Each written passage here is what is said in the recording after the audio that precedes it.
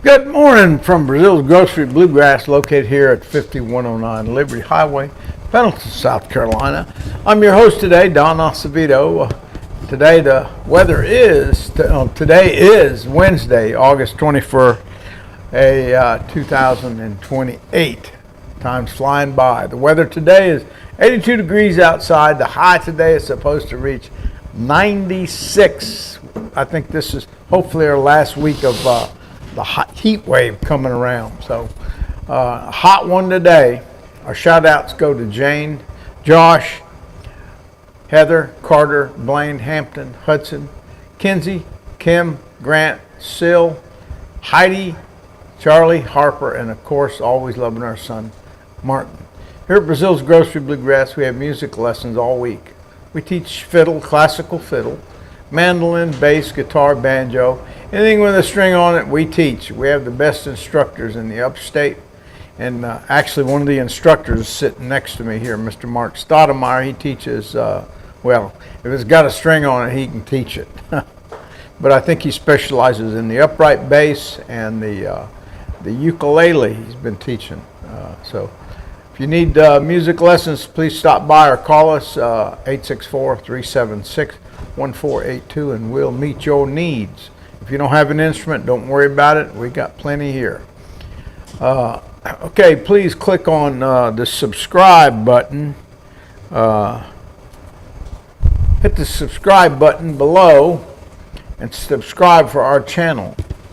Our sponsor for today is Jernigan Orthopedics and Orthobiologics. They are located at 3150 South Carolina, 153 Piedmont, South Carolina, 29637. For appointments, you can call 864-740-5301. We got a call coming in, and I'll get it in a little bit. Or go online at JerniganShoulderRelief.com. Tell them I sent you. I'll give you a discount. No, just kidding. Okay, if you're a musician or just a listener, come on by. Again, we are located at 5109 Liberty Highway, Pendleton, South Carolina. If you don't play, just come in and listen. We have the best music in the upstate by far. So come and join us. Again, my number is 864-376-1482. You can follow us on our social media pages as well, YouTube, Facebook. If you go to Facebook, it's under Breazeale's Grocery Bluegrass. I know that's a lot, but it's Breazeale, Breazeales, Grocery Bluegrass, and Instagram under BG Bluegrass. So that's how you get to us. We sell hats, shirts, mugs. We also sell instruments, fiddles, mandolins, guitars, bass. Actually, I don't have mandolins for sale now, but we can get you one if you're interested in a mandolin, a guitar, bass, banjo, and pretty much anything with strings on it, we have it here. We have an upcoming monthly public auction Saturday, September the 9th at 9 a.m. at Jeff Martin Auctioneers. They do live and online. For more information, contact Blaine Albertson at 864-556-5384 for all your auction needs. Be sure to come go out there and check out the vehicles, pickups, boats, and much, much more. They have heavy equipment. They got it all out there. So stop by there at 1618 Auction Drive, Pelzer, South Carolina for all your auction needs. Contact Blaine Albertson. He's the man. Good morning. I'm your host, Don Acevedo, and joining me today is my co-host, Mark Stoudemire. Thanks for being here, Mark. Good to be here again. Yeah. I was here last week, and I'm here to assist today. Yeah. Did you talk about all your products? My what? Your products? Oh, yeah. Mugs. You want me to talk about products? We got mugs. We got T-shirts. We got hats. He's got one of my mugs there. We got hats, T-shirts, junk food. We got it all here.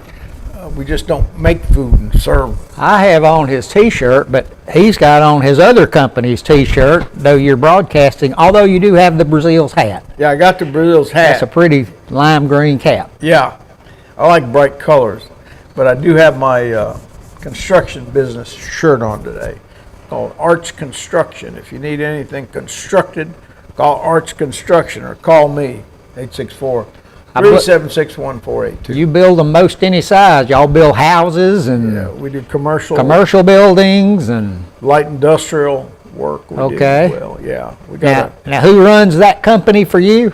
my It's son. Your Josh. company, but Yeah, Josh Acevedo. He manages and runs the company. They're located in Greenville, South Carolina, is where the office is. And he's got his plate full because I haven't seen him lately, or haven't. He doesn't call. When he doesn't call, or I don't talk to him, I know he's busy. And he texted me this morning. He's got to pick up some equipment. are you picking it up for him? No, he's going to pick He's it going to up. pick it up. I can't do that anymore. A lot of time, Don used to run over there and take equipment from site to site and go to the vendors and pick Yeah. up whatever you needed, lumber or whatever, Yeah, parts or Yeah. whatever.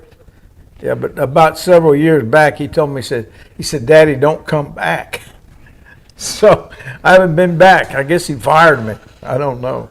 Well, he's looking out for you, I Yeah, guess. yeah, We're he's looking kind out. of getting on up there. You got some other things going on too, don't you, this afternoon? Yeah, I've got actually, I got my plane back about a week ago. You know, it was in the shop for about 8 months. I just got it back and flew it back to Anderson.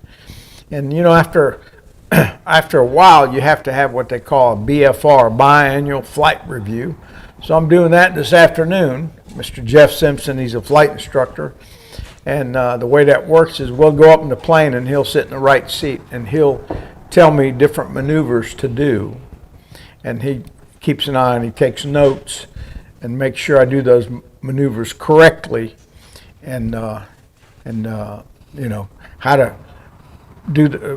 check the plane out and make sure I know how to do all the functions on the panels and stuff. He always makes sure that you got to be sharp, and he wants to make sure that I'm sharp and still keen. Yeah, you be careful. He's been off from flying for a little while. And, About 8 months I haven't flown. You do get rusty, just like any other skill. You can get a little rusty. Yeah.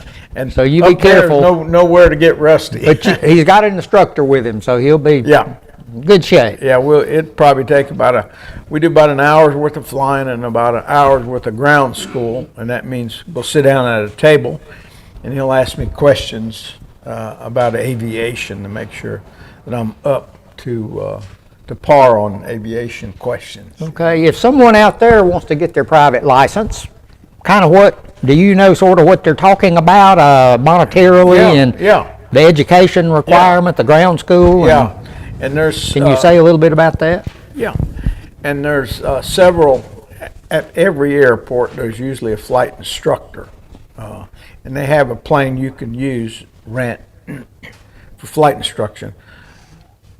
I'm going to say from start to finish it's going to be around $8,000. $8,000? Yeah, and that includes all your books, that includes your flight time, that includes the fuel, the instructor, and the rental of the plane. So that's everything. And about $8,000. usually, if things are going along normally, you'll probably be able to get your private after 35, 40 hours of training, airborne training. Right. It takes Is that 40 right? hours. You got to have 40 hours logged in. 40 hours logged to get your private pilot license or Right, certificate or whatever it is. Right. And then you have to do a cross country by yourself. And it has to be, each leg has to be 50 nautical miles. And then you have to do your night flight. And I don't know if that's 50 nautical miles applies, but you have to do some night flying. So many Okay. hours night flying. And then you get with your instructor and he'll kind of brief you and get ready for the examiner. You'll go, you'll take your test, or it's a written test. And I think to take it around here, you have to go to Greenville, South Carolina airport to take your written test. And then once you take your written test, then you go with an examiner. These are different from CFIs. The examiner's got all the big credentials. He's the main guy. And actually, a friend of mine, Randy Harrelson's the examiner for this area. He's down in Abbeville, down in that area, an airport down somewhere down there. Great guy. And then he'll sit next to you and he'll ask you to do certain things in the airplane, and you do those certain things. And if you know, they got a pretty good tolerance of going out of the box. You know, if you don't do it perfect, that's okay. He might ask you to do it again, you know, time or two. But you know, nobody's perfect, especially when you got an examiner next to you. You're nervous. I know I was when I did my check ride, and actually I did my check ride down in Monk's Corner, and I remember I loved the examiner. His name was Carroll, and he flew corporate jets, was his living. And I remember he got in the plane. I was in a 172, and he got in the plane, and we got up in the air. But it just so happened at the airport that we were, they were having a party, hot dogs and sock drops and all kinds of stuff. So there was a lot of activity, planes in the air. So I had to fly in that kind of environment. And you talk about nervous. So we got up in the air, and he said, all right, let's do a turn around the point. And what that means is you'll find an object, tall object that you can see pretty well. And you have to fly around that. I found a water tower. You have to fly around that without going way out. You got to stay tight to it. And he'll keep you doing that. Probably one spin is fine. Well, I think I got him dizzy. I kept doing it. He says, okay, we can get out of this now. You know, I was just nervous. But I did a really almost perfect job of flying around the point. And then we went on to do some other stuff. So they have your flight plan. You have to have it planned out. I'm going to go to here, and it was kind of like you couldn't use any instrumentation. It's called ground reckoning. I think that's what you call it. Map reading. Yeah. Dead reckoning is where you estimate your position. That's what we as navigators used to do. Yeah. I was a navigator in the Air Force. Yeah, he was in the C-130s. 135, KC-135. KC-135. The refueling tankers. Yeah. That's what I was in. I was a navigator, not a pilot. Yeah. But we did dead reckoning, but in a small plane, you're probably talking about map reading and looking at the ground. That's correct. And I did have a map, a chart. Right. So I would tell him what my plan was. I'm going to fly to this, over the lake to this point, and then I'm going to fly to that point. And my reference points were, there's a nuclear station here I'm going to fly to, and there's a so-and-so point I'm going to fly to here, and then return back to the airfield. Well, we started out flying to my first point, and he said, nah, you'll get it. Let's go back home. So we went back and landed, and that was it. It was not as bad as I thought it was going to be, but boy, I was stressed. Well, hopefully today's not as bad as you think it might be. Hopefully you'll do well. I've been flying for 23 years. Okay, so I believe he's got it, don't y'all? I believe after 23 years, I think I got it. Hey, you talked about flying around the point. I have a little story about that. Okay. I read years ago the book about Charles Lindbergh's flight to Paris, the first successful overwater flight. And when he got into Paris, if I'm remembering right, and I would challenge everyone to read that book. It's a great book, especially if you're into flying and how all this developed, because he later on helped the airlines develop routes across the oceans and all of that. But on his famous flight in the Spirit of St. Louis, a little airplane they built in San Diego, when he got to Paris, he circled the Eiffel Tower to help him get started up on the northwest heading to find Le Bourget Airport. Oh, really? Yeah, if I'm remembering right, he circled the Eiffel Tower. I don't know if he circled it more than once because he was probably pretty low on fuel by then. Yeah. But it's very interesting, very good book to read, The Spirit of St. Louis.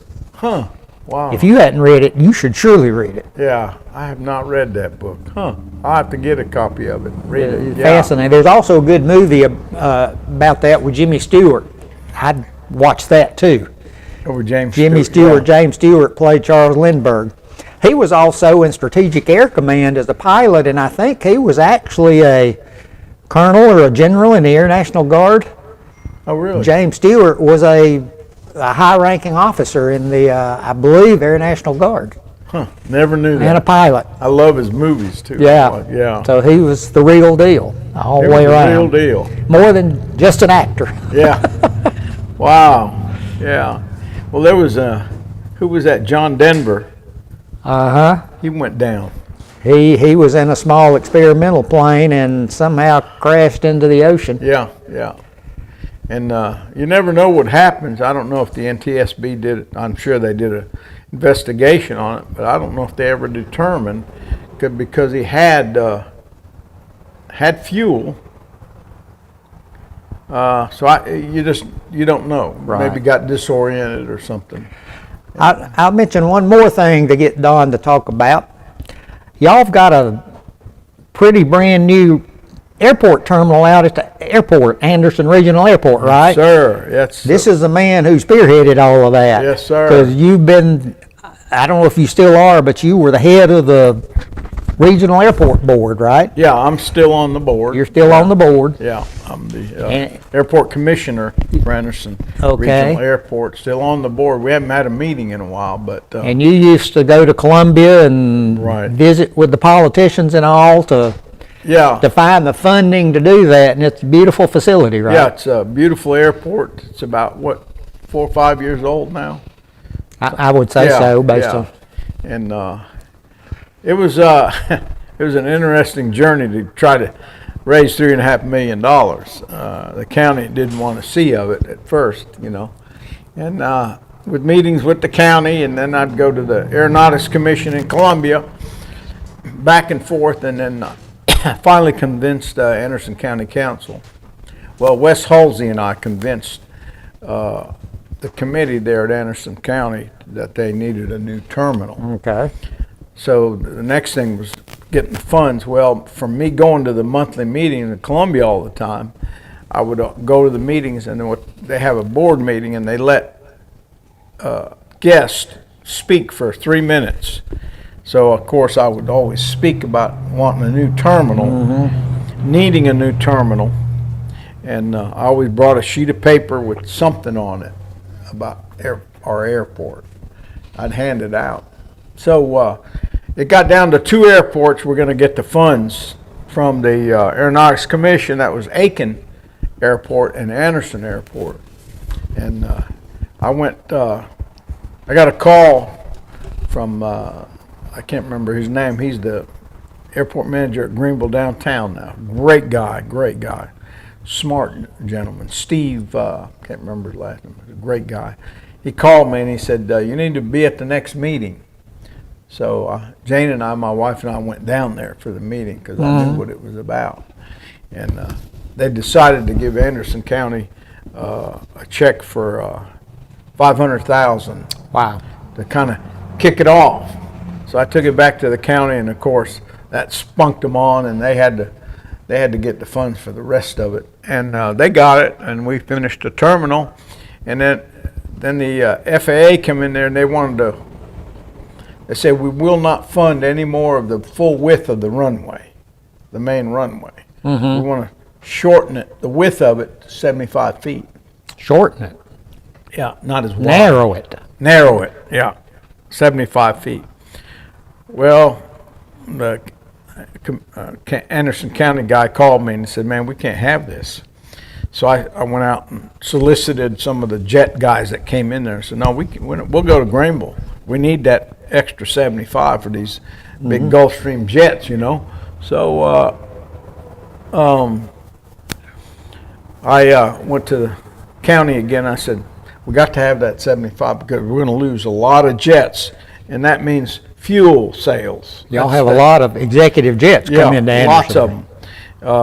So that would mean we would lose that income from jet fuel, and that was quite a bit. Oh, I'm sure. So Anderson County hustled around, and they found $1 million, and that's what it took to keep put it in that budget to keep that width. So we got the width, and then they had another intersecting runway. It's a great airport. It's got two great runways, and it was growing up with weeds and stuff, and they didn't want to spend the money to refurbish it.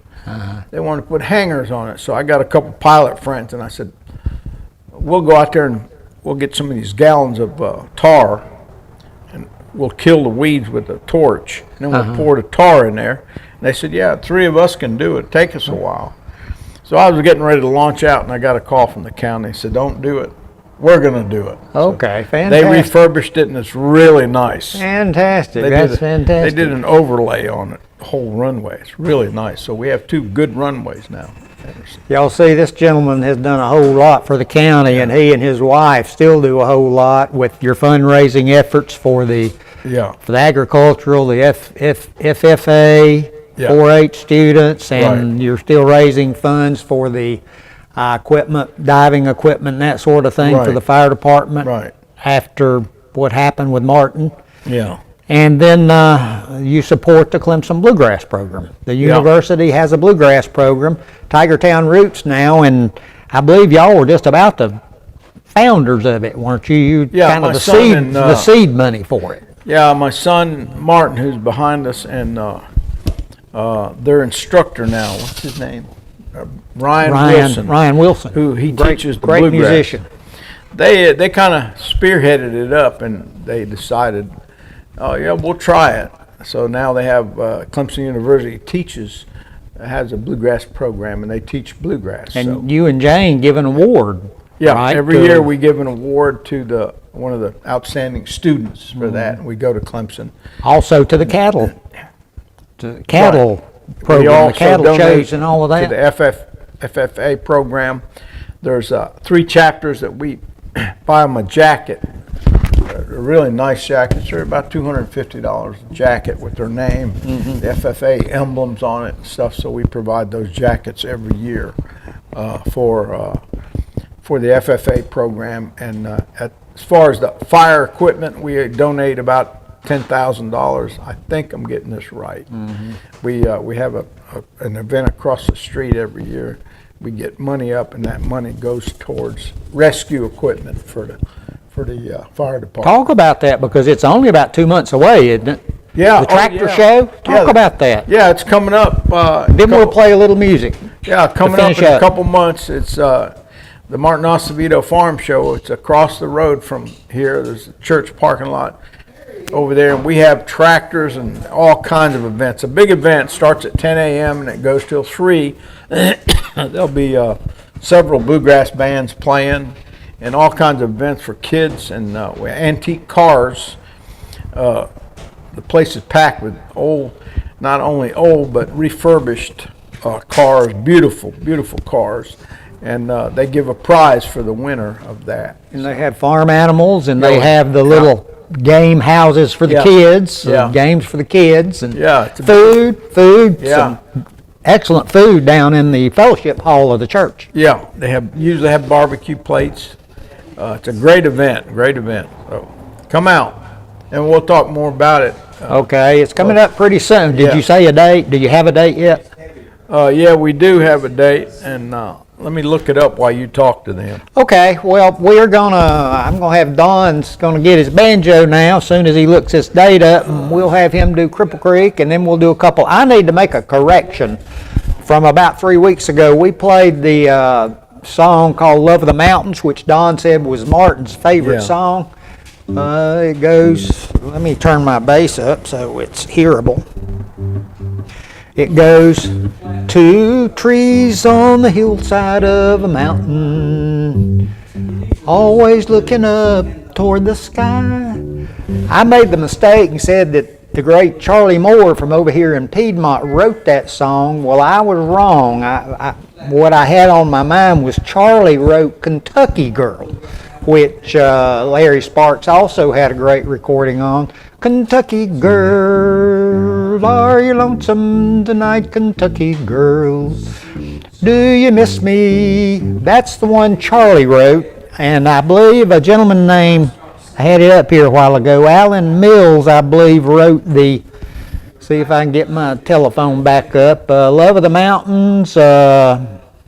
Alan H. Mills wrote it, and I believe Larry Sparks had the hit on it, as I believe Larry Sparks had the hit on Kentucky Girl. But Yeah. Alan Mills wrote Love of the Mountains. I misstated that about 3 weeks ago when we sang it. And maybe we'll sing it again when Don gets his guitar. Do you have a date? No, but she's gonna send it to me. Okay. And we'll, Play Cripple Creek. We need to play a little music. We're okay, about let me done get here. I forgot to get my picks. Okay. Don's been playing the banjo now for several years, and he does a good job on it. He, of course, also, his first instrument, need to get him to tell those stories, but I've kind of led him down the story path today. We need to get him to tell about how he learned to play the fiddle with a classical teacher in Florida, but we won't do that today because we're almost out of time. What we have, about 5 minutes? We've only got about 5 minutes, so Don, I guess I kind of... Boy, these things weigh a ton, Mark. They do, don't they? Yeah, they're heavy. Banjo. You say a ton, my RB 250 weighed about 11 pounds. Oh, really? And when that hangs on your shoulder for a while, it gets kind of heavy. Yeah. Okay. Oh, what Don's are got you doing? to get his picks on him. We'll try to play a little bit of Cripple Creek. Okay. Then we'll have you get your guitar right quick, and we'll do Love of the Mountains. Yeah. And that'll probably... All right, take off.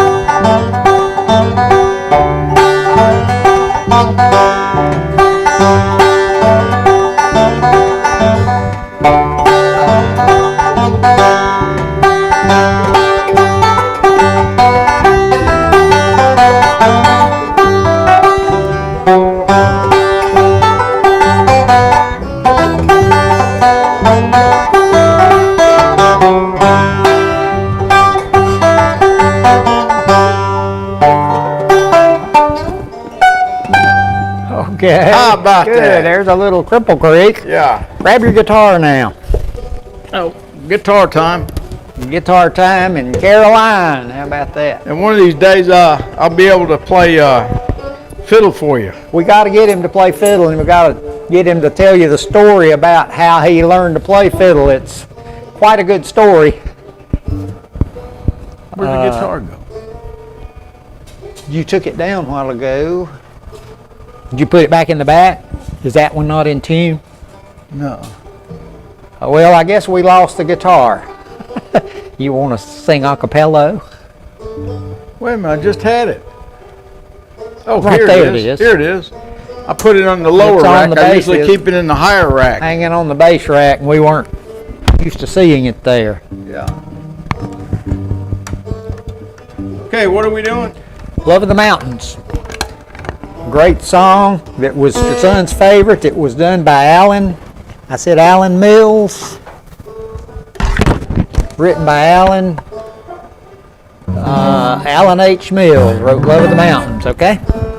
I just want to sing a bit of it.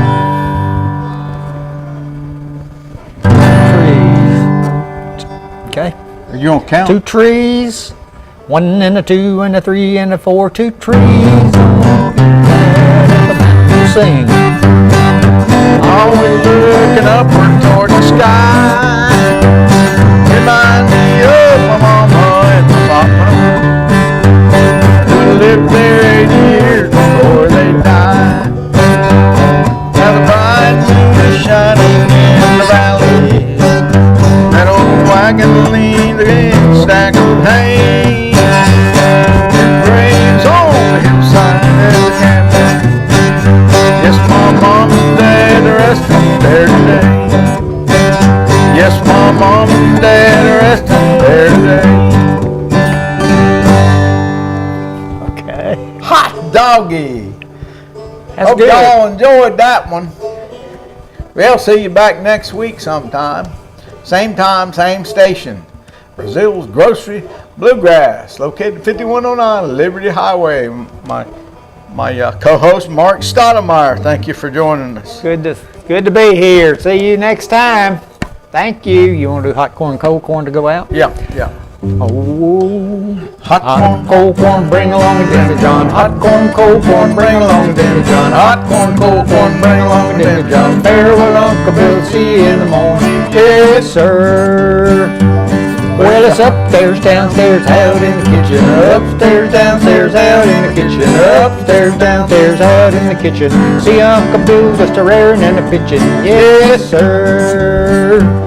Hot corn, cold corn, bring along the Jimmy John. Hot corn, cold corn, bring along the Jimmy John. Hot corn, cold corn, bring along the Jimmy John. Farewell, Uncle Bill, see you in the morning. Yes, sir. Okay, folks. thank y'all. See you next See time. you next week. Y'all come back, yeah?